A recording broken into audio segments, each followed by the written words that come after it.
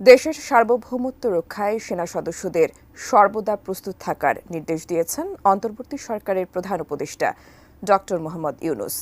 এজন্য সেনা সদস্যদের বাস্তবসম্মত ও যুগোপযোগী প্রশিক্ষণের ওপর জোর দেন তিনি। দুপুরে রাজবাড়ীতে বাংলাদেশ সেনাবাহিনীর ৫৫ পদাতিক ডিভিশনের শীতকালীন মহড়া পরিদর্শনকালে তিনি একথা বলেন। প্রধান উপদেষ্টা রাজবাড়ীর সামরিক প্রশিক্ষণ এলাকায় অনুশীলন বজ্রাঘাত ২০২৪-২৫-এ প্রধান অতিথি হিসেবে যোগ দিতে গেলে তাকে অভ্যর্থনা জানান তিন বাহিনীর প্রধান।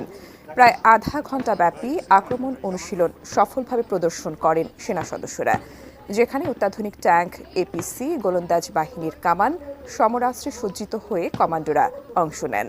এছাড়া যুদ্ধবিমান, হেলিকপ্টার এবং প্যারা কমান্ডোরাও অংশ নেন মহড়ায়। এ সময় প্রধান উপদেষ্টা ডক্টর মোহাম্মদ ইউনূস বলেন, দেশের সম্মান ও গৌরব অটুট রাখতে জনগণের পাশে থেকে কাজ করে যাচ্ছে।